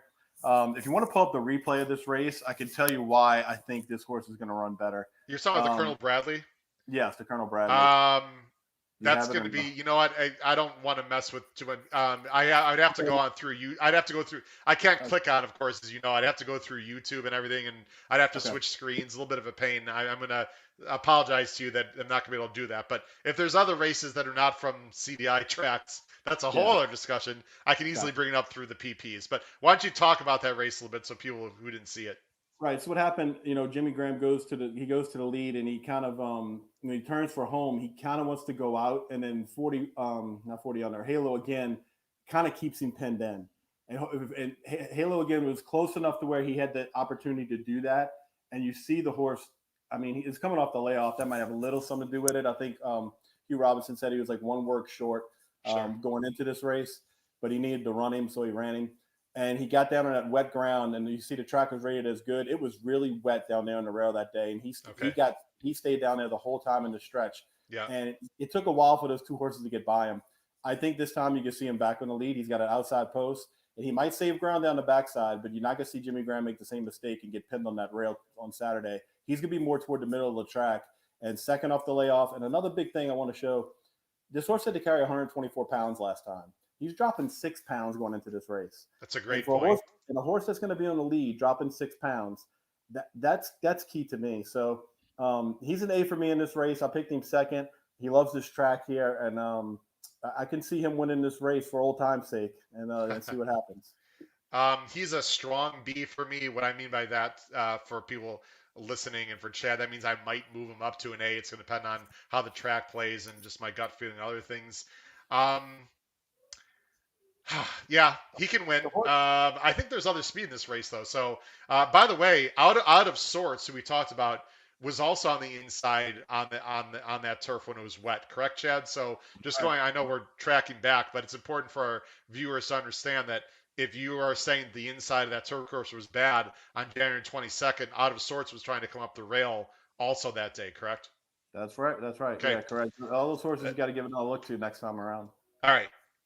Are we right? Oh, let's see. Is there another horse you have? Sorry. Oh, you got my buddy. Well, actually, neither one of us have Largent. I don't know what to do with this horse at all, Chad. I find this to be a very strange spot. I mean, usually Pletcher keeps his horse down on the rock hard turf course at Gulfstream. He was absolutely awful last time. I had Marcus Hirsch, by the way, on the show previewing that race. He liked him. I didn't. Marcus is fantastic, though. He wasn't working great. He ran on the 8th, and then he like didn't work out for 3 more weeks. It just I know he's working well since. I don't know. I don't know what to do with Largent. I have him as a B right now. You're obviously you don't love him either. I'm not going to use him. If he beats me, he beats me. And Okay. look, Pletcher's beat me many a time. It is what it is. But I don't think he's one of the ones that you really have to fear in this spot. So I'm going to take a stand with him. I'd rather go with the 3-horse than you. If I'm going 3 deep, I'd rather have Santine than Largent. That's just the way I feel. But I'll let you have some glory here. Go ahead. Well, glory now until Saturday, whatever time, and the horse is up the track, and I look like a complete fucking idiot, which wouldn't be the first time. But I'll tell you what, you've been in this business a long time. You're like me. We have passion. When you have, it's not only one thing that you like about a price. When there's 2, 3, 4 things, I got to bet my gut, and it's worked out with me before. Folks, let me try to sell you on Santine or Santin. Actually, Dooley's not sure which one it is. First of all, the 12-1 is crazy. I've heard some rumblings. This horse might be somewhere around 4, 5, 6-1. To me, Largent, 2 Emmys, and the Chad horse, Chad, all have to take more money. I mean, there's no way this horse is less than 4th choice. I would just be absolutely shocked. He looks slow on the buyers. Okay. Are you ready, podcast pool people? As of right now, I know I've got a notebook here. You can't see it. As of this moment, Santine is our lone A. What? That's right. As of right now, Santine is our lone A. Let me talk about this horse a little bit. I won't talk too long. Newly turned 4-year-old. This horse will improve, number 1. Number 2, has been working lights out. And Chad, I know we sent some emails back to each other a few days ago. I know you're an astute player of the game because you're like me. You watch XBTV replays. You have access to them. I know it's just workout, guys. This horse has been in behind horses and is just exploding in his works. And the last time he worked against 2 horses. One of the horses he blew by, the name of the horse is Modus Operandi. Who's that? That is a nice allowance horse who came back and won. I don't know the buyer. Came back and won a nice race at Gulfstream. The other horse he was working with was a nice main horse, Caffrey, for Brennan Walsh, who finished an extreme troubled 2nd at Gulfstream. So he's working with live horses. But by the way, he blew by both of them. This horse has a fantastic turn of foot. His 2nd start, Chad, when he was at Keeneland, I'm going to admit, I was against him. I'm going to go full screen here. I was like, why did Brendan Walsh start this Godolphin horse at Indiana Grand? I just thought it was very bizarre. I didn't know what to make of it. He won that race. I could tell you why. Please tell us why. There was no turf at Churchill. Okay, right. Okay, there you go. They were refurbishing the turf course, right? So it was under construction. Yeah. So I wasn't sure what to do with him. He won that race much easier than the 89. And by the way, Pine Knoll finished 2nd, came back and won. So he's coming out of a live race. Now the Hollywood Derby. I'm going to talk about just a little bit here as I bring up. He was in the 14 hole. Okay, the 14 hole at Del Mar is very difficult. We're not going to show the whole race here, but there he is actually going to the gate. You see the Godolphin silks. Brakes fine. I'm just going to go ahead and move forward here. And what I'm going to show here was wide. Okay, was wide. I'd say in the 3 or 4 path. You see Santine on the outside, and I think this horse, Chad, is going to be much better covered up based on what I've seen. So he's uncovered. You see he's sort of wide there in the 3-4 path. Obviously Saturday's field's going to be much better. He's right there, and he's 3 wide. He has to be used a little bit to not be even wider than that, and sits a pretty good trip, but wide the whole time. Let's go into the stretch run here. Here he is right here. I'm going to freeze it right here. He's right here.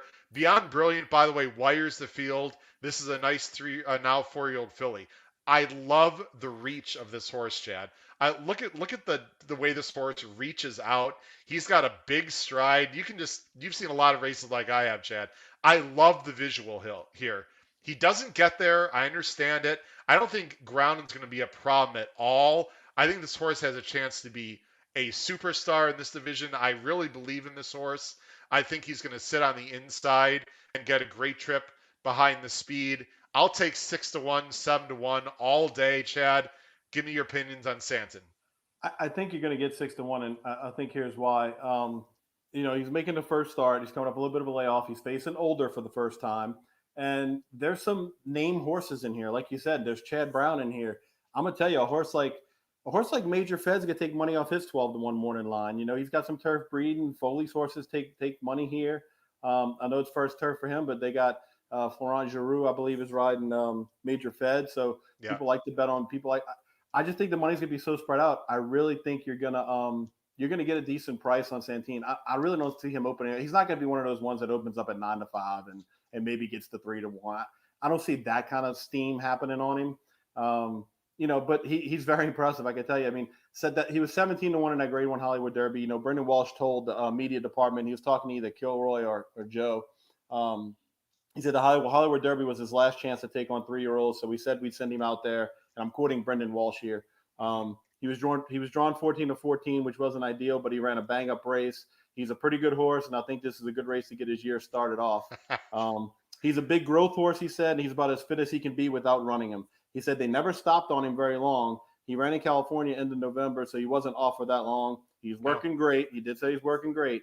He's put in some nice works at Palm Meadows in preparation, and they expect him to improve on Saturday. And Brendan Welsh said he's ready to go. So if you're confident, I mean, I'm using him. I told you I'm using him too, no doubt.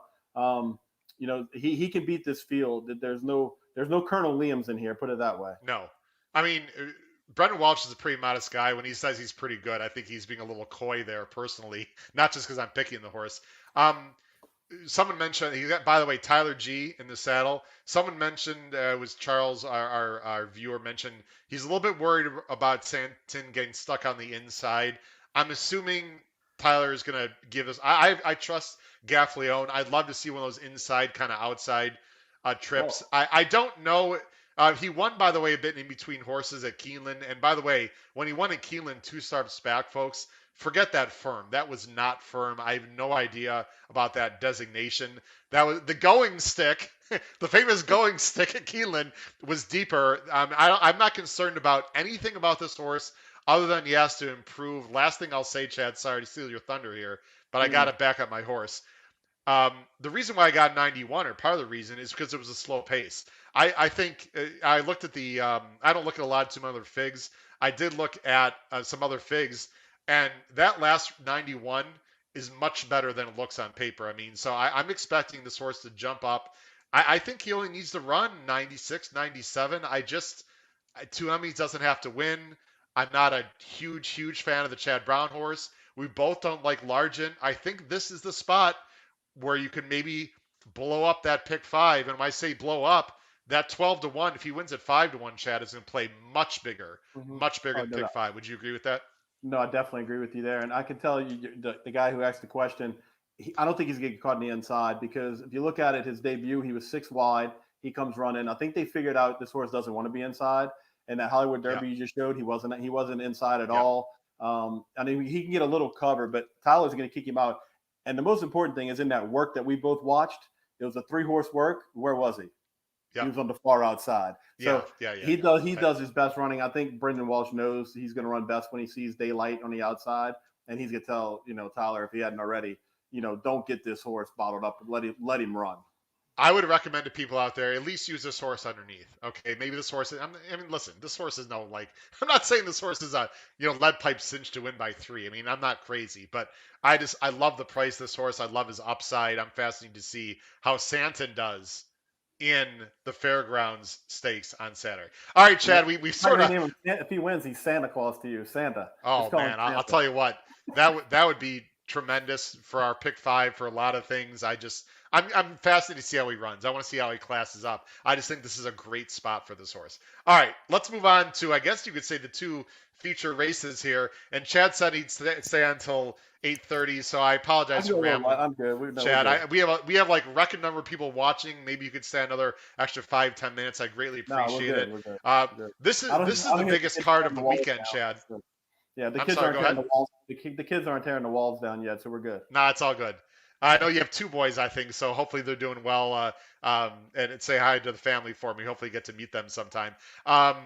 This is the biggest card of the weekend. I mean, there's going to be a ton of money bet.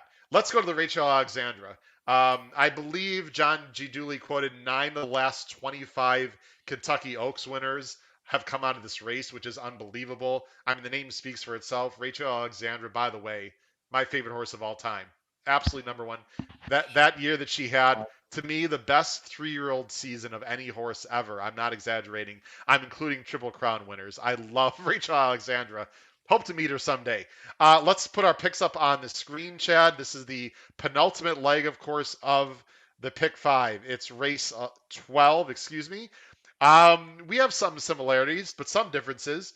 You are going with a horse here that I got to be honest, I'm not sure what to do with. So I hope you can help me with this conundrum. By the way, it's a mile 16th, obviously restricted 3-year-old fillies, grade 2, $300,000. This is also points, folks, to the Kentucky Oaks. So the Kentucky Oaks division, the girls are a really interesting division as well. We should know, we should give them no short shrift as well. Awake at midnight, shipping in from the West Coast for Doug O'Neill.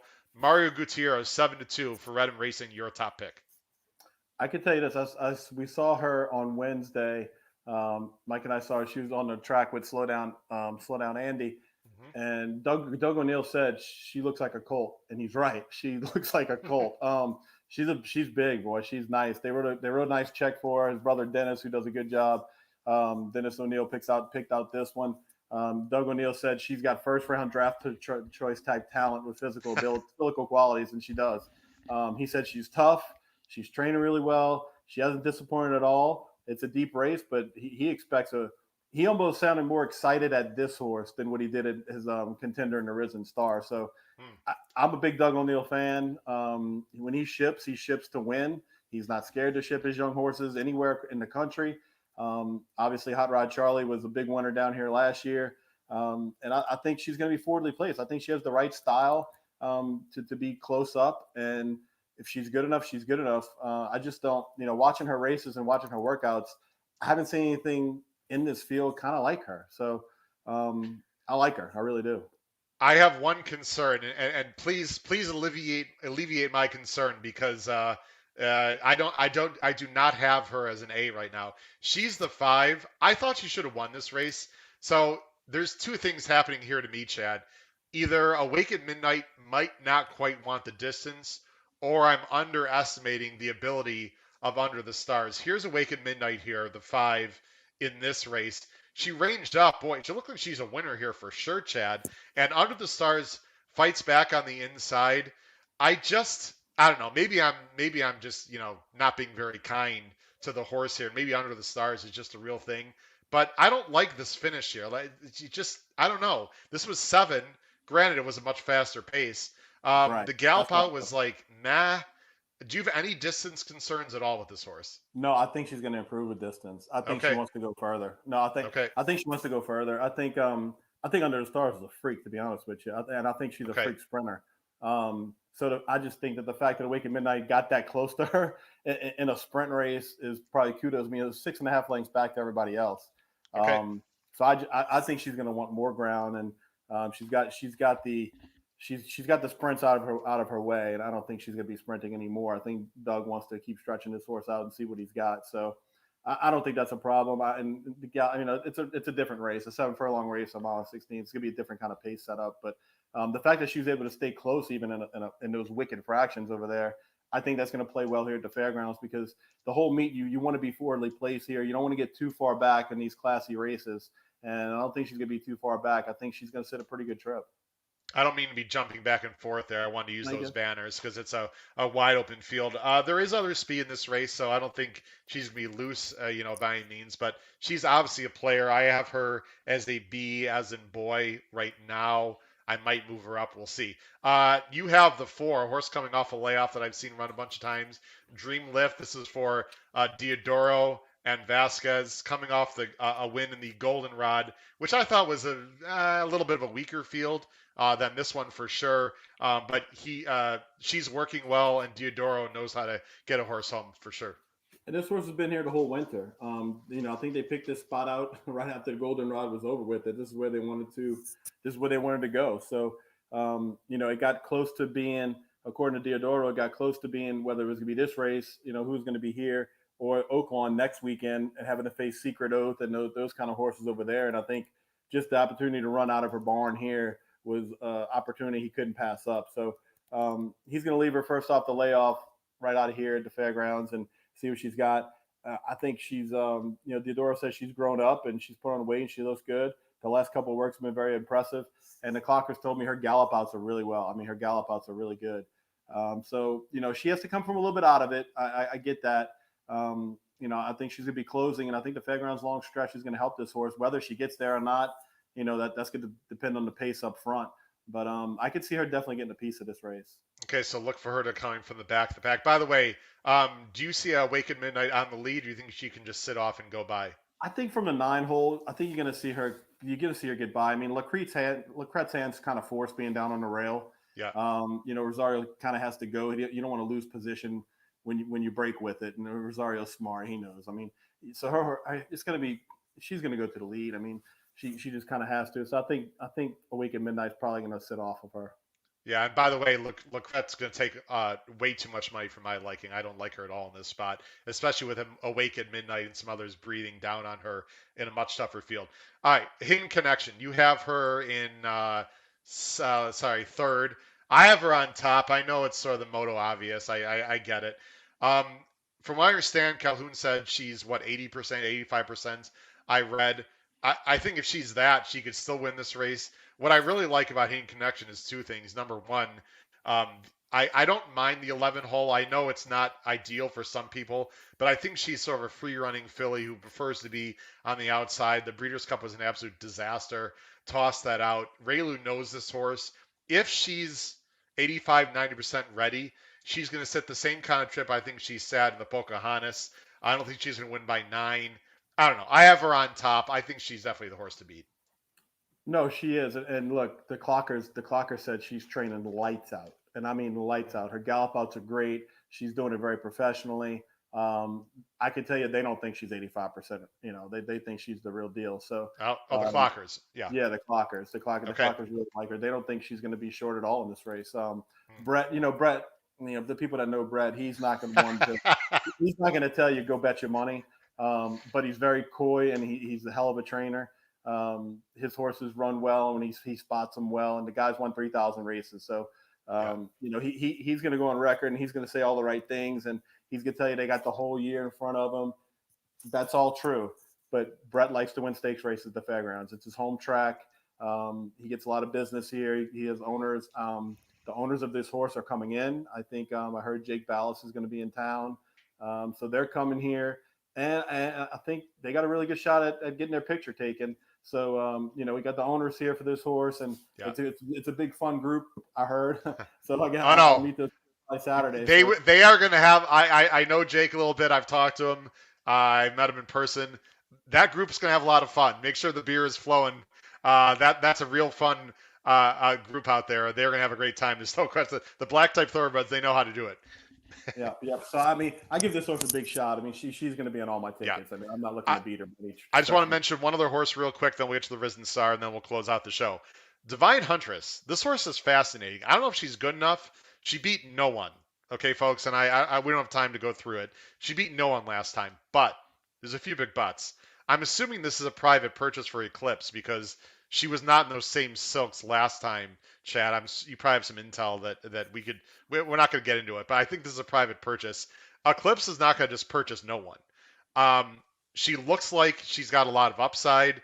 The Dam, by the way, the Second Family Housebuster, love seeing that name from back in the day, who was actually a great sprinter for you younger people out there. But I wouldn't be shocked if Divine Huntress runs a big race. Is she good enough to win? I don't know. I'm using her. I think she's fascinating. And Grab Motion, I don't know how you could say a trainer of his stature is underrated. I still think he's underrated. You still get prices on Grab Motion. It's crazy. I just want to. I mean, she could run a big race, Chad. No. She could. I mean, it's a stakes debut. She's got to get better. She's coming in from Tampa. I'm a little confused why they just wouldn't stay at Tampa and run her through the series there. Why come here? I don't know. I don't have the answer to that question. That could be an owner's decision. I don't know. Sure. So obviously it's a private purchase. You pay money for these horses. You're not putting them back in a second level allowance. You're going to try them in a stake. So I don't know really what to do with her. I think I'm going to take a stand against her just because of the ship and all that. That's kind Well, that of was the other thing. They could put her in N1X, right? And they decided to go here. So that shows you a lot of confidence. You would think, right? I mean, right. No doubt. all right. Uh, Chad, if I don't have a chance at the end, I really appreciate you coming on tonight. You came on and you've given us some great intel. Let's talk about the big one, folks. This is the Risen Star. You see it. Let me put it on the screen. Actually, let me bring up that banner that I really want to have on. There it is. I'll go full screen. Uh, the Risen Star, Grade 2. This is the first 50-point race for the Kentucky Derby points. So there's a lot of points on the line. Whoever wins this race, Chad, basically is getting to the Derby. And the way the point nonsense is going right now with the Baffert situation, it's going to take a lot less points as of now to get in. So even if you finish second, you might almost guarantee your spot in the Derby, which is crazy. A lot of horses that you see on the screen here, folks, are highly regarded in terms of their future pool.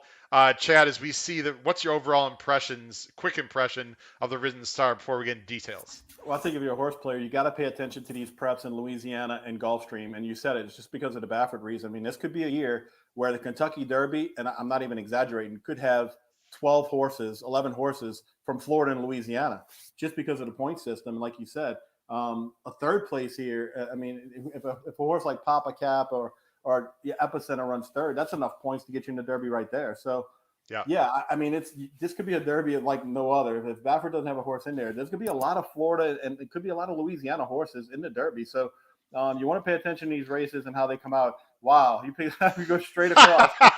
I just thought I'd throw that. You know, I was not too familiar with Chad before this last week.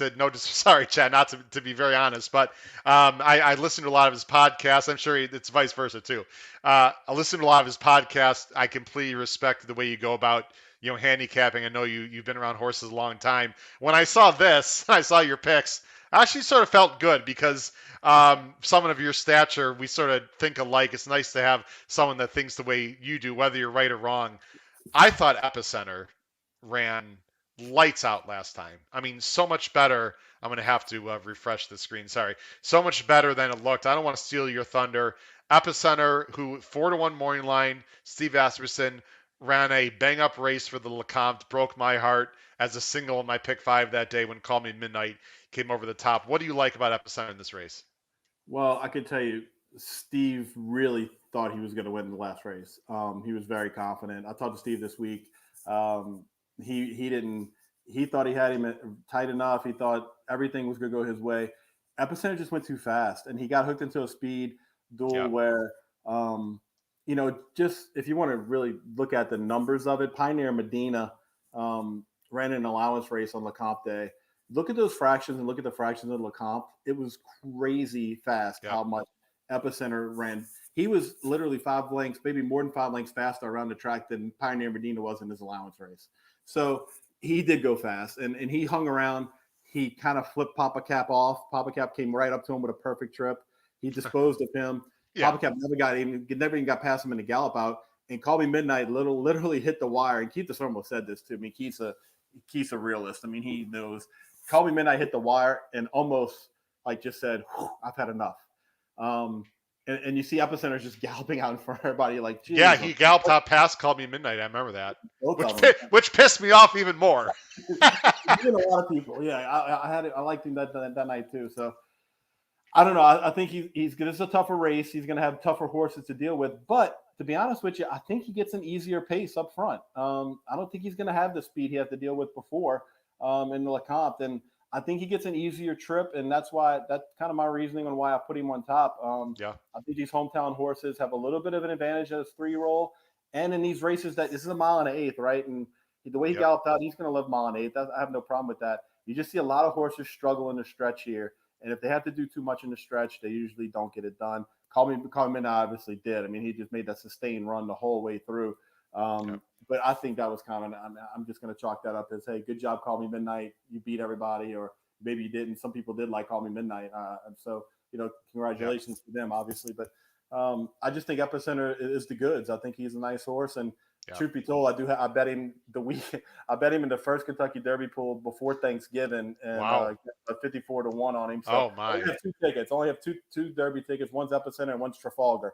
So I've grown to really not like Trafalgar now. So I guess of like whatever. But yeah. So Epicenter, we're gonna follow him and see what happens, and I think he's gonna run a big race. He's gonna run a big race on Saturday. I have full disclosure for everyone. I've mentioned on my show already, so people already know this.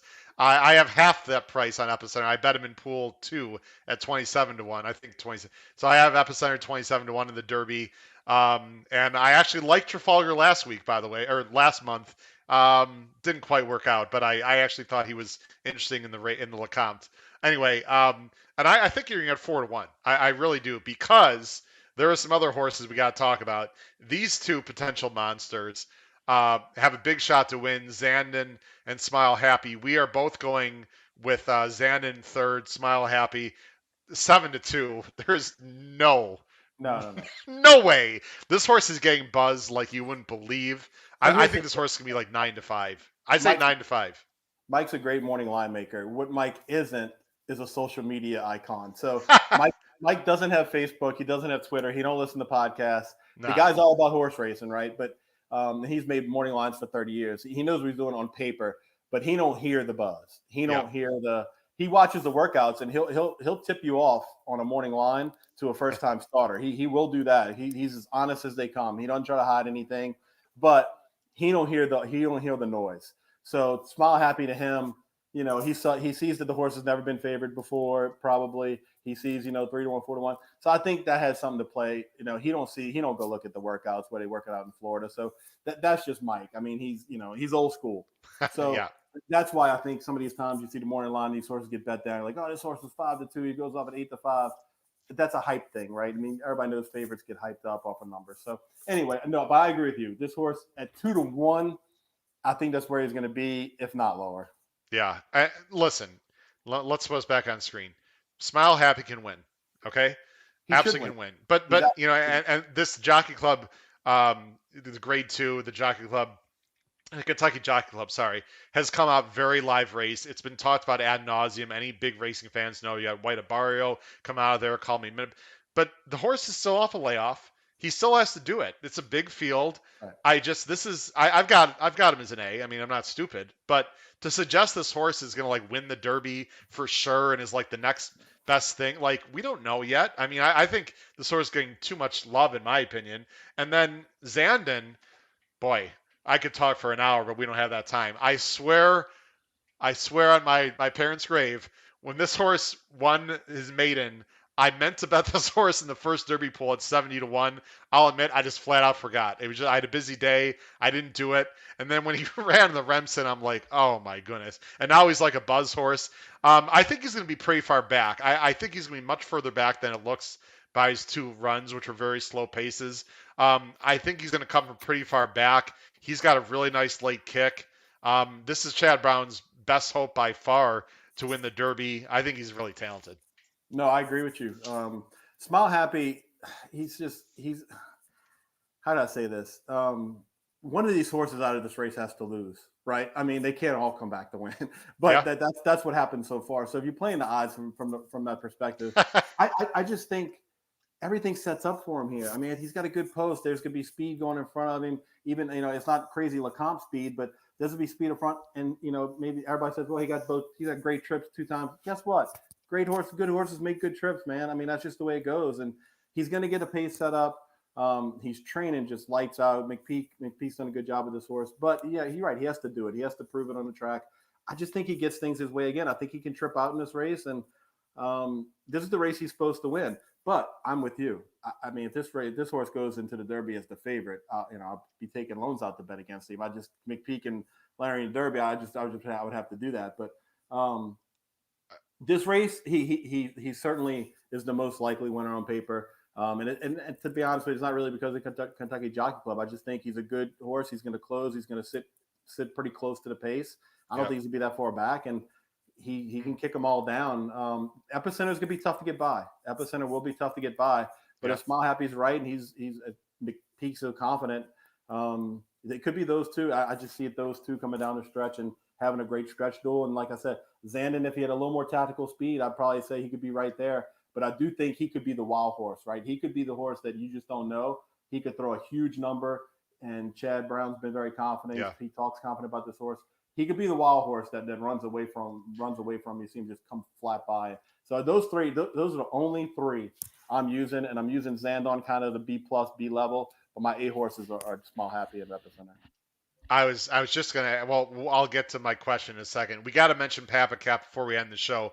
I'm gonna put us both on screen. I'll be the one to say it. Chad and I are completely against this horse. I could not be more against this horse. He might drift up in 4-1. You already mentioned. We don't need to talk much longer. This horse has gotten dream trips every single time he's run.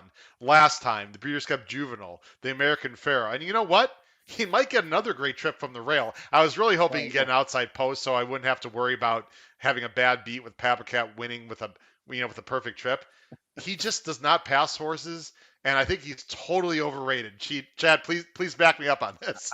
I hear you. I mean, that Breeders' Cup Juvenile, nothing's really come out of there to impress you. No. He ran great that day. I bet on him that day in the Breeders' Cup Juvenile. So I had a little. I like this horse. But Lecomte, he trained okay.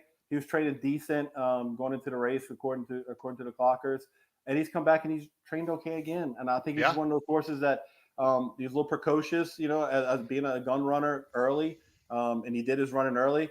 Those gun runners, they're going to develop later too. I mean, gun runner develop later, and you hear Steve talk about that kind of all the time. I think right now, just these other horses are passing him by.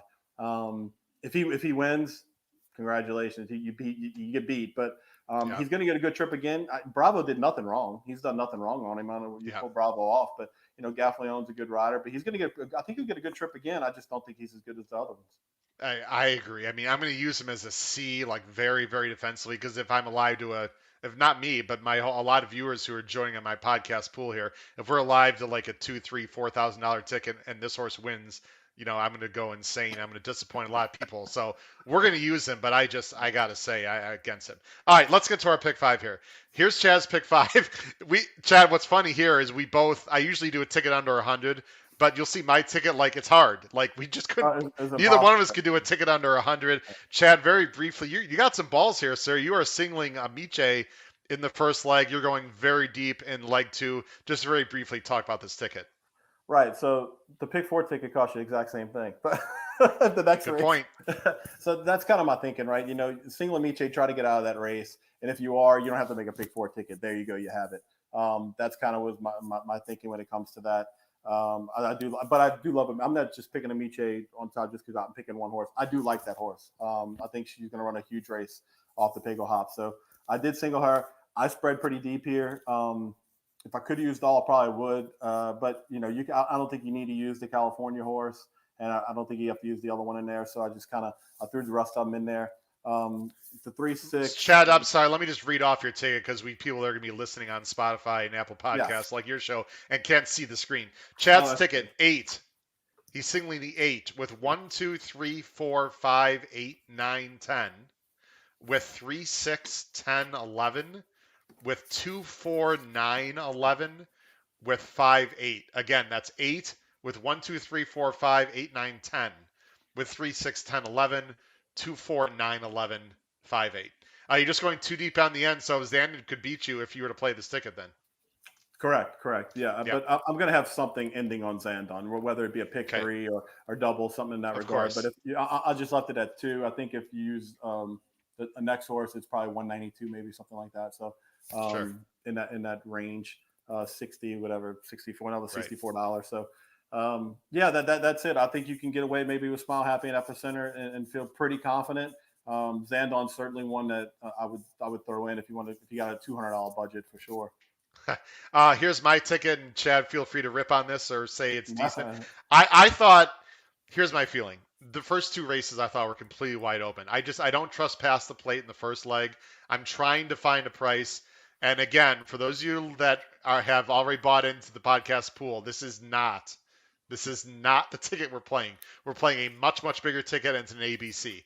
But if I were to play a cheaper, sorry, no disrespect to people with smaller budget, a cheaper caveman ticket, I'm 1, 3, 4, 7, 8, 10, with 1, 2, 4, 5, 8, 10, with 3, 11, with 11, with 5, 7, 8. My single of the sequence would be Hidden Connection.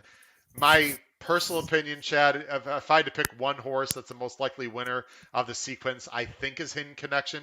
Would I be like super duper confident? No, but there's just too many other variables and a lot of other races. So we're going to be very spready in our podcast pool pick five in the first two. I absolutely love Zandon, obviously. I do like two Emmys. I'm just against the Chad Brown Euro a little bit. I'm definitely against Largent.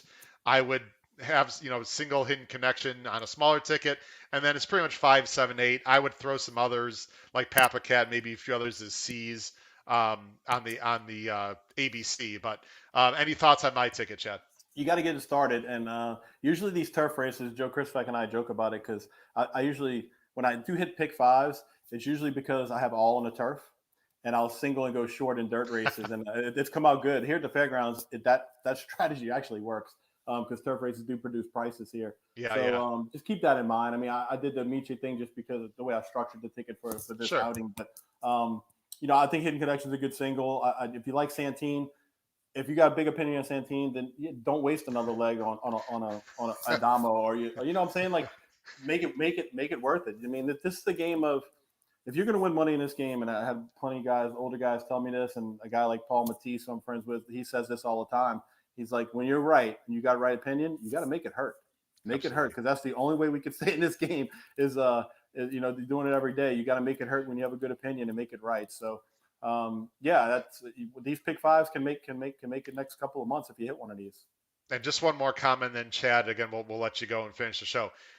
When you're playing a big pick five, for all those that are listening, and I'm sure there are many of you that are listening and have bought into our podcast pool where I'm making a big pick five play. You have to get value, guys. You can't just take chalk after chalk as your A's, even though we're going to try to hit it multiple times, Chad. To me, the last two races, I'd be very surprised there's a price. It's either Hidden Connection, maybe Awake at Midnight, maybe the 4, maybe Dream Lift, and the 5. I mean, maybe, but probably not.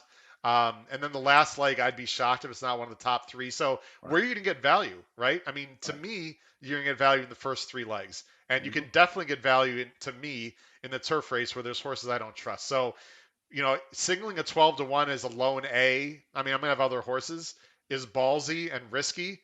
But you got to get prices somewhere, and if you can get that horse home, and he's not going to be 12-1. If we can get that horse home, boy, does that really bump up our ticket a lot. No, I agree, and it's on these big days, I just want to mention this too. We like to talk about pick fours and big fives. Man, the doubles and exactas on days like this pay really well, and not Breeders' Cup well, but you can if you really like a Santine type of horse, man, single that horse in the double backwards and forwards, and see if you can catch a $60, $70 double, maybe even more. That's where you can make good money at. Don't just put all your money into pick 4, pick 5, and you go 4 for 4, and you're sitting in the last leg and you lose, and you go, man, I had 4 winners on the card. What happened? Save a little $4 double here, $3 double here, $4 exacta box here. Those are the type of hits that'll keep that bankroll going for you throughout the day. And the last thing I'll say before we close out the show. I've now looked at the early part of the card. I'm the full-time school teacher, Chad. I have to get ready for the show. I got a lot of things in my life going on. But I glanced at it. Ladies and gentlemen, 5 of the first 6 races on Saturday are maiden races, but they are maiden special weight with high-priced horses, great connections. You don't have to bet those races, but if you want to see like maybe a future star, Chad, the earlier races are definitely some fun horses to look at, and also you can see how the track plays. Is there any horse in the early first 6 that maybe one horse with great connections or a big price tag that you think viewers would be interested in watching? So here's one is I don't know how big of a price tag. I haven't looked at the morning line actually for race 3, but there's a turf race, and your guy Brendan Walsh has a turf router in here. Not Santine, but it's another turf router. It's a horse called Mask Patrol. It's for Allied Racing. Tyler's going to ride this one too. Has a turf sibling winner. Here you go. Yeah, so I think what is he on the morning line? 8-1. Okay. 8-1. Okay. So, and again, Keeneland to Fairgrounds, similar sort of path as Zandon. But just look at who this horse is run behind. I mean, he's run behind some really good horses, and he's got some turf breeding. They get him on the turf now. He's working really, really well here at the Fairgrounds. I think this horse is a little muddied up in his PPs, and I think he's going to like the turf. And he's kind of my price play early that I'm going to kind of key off of. There you go, Mask Patrol in the 3rd race. Chad Schexnayder. How did I do with that last name? Nailed it. Nailed it. Man, I'd love to have you back. You're like me. We just love chatting about horses. We had a great number of viewership on the show tonight, watching live with great questions. Uh, where can people find you on Twitter, and any closing thoughts before we let you go? Yeah, so no, Howard, appreciate it, man. Anytime you want to anytime you want to chat, or shoot me a text or whatever. At the track, I'm at the track on the big weekends, but I appreciate you having me on. I'm at Schexnola. It's on the screen right there with my Twitter handle. I post all the podcasts on there.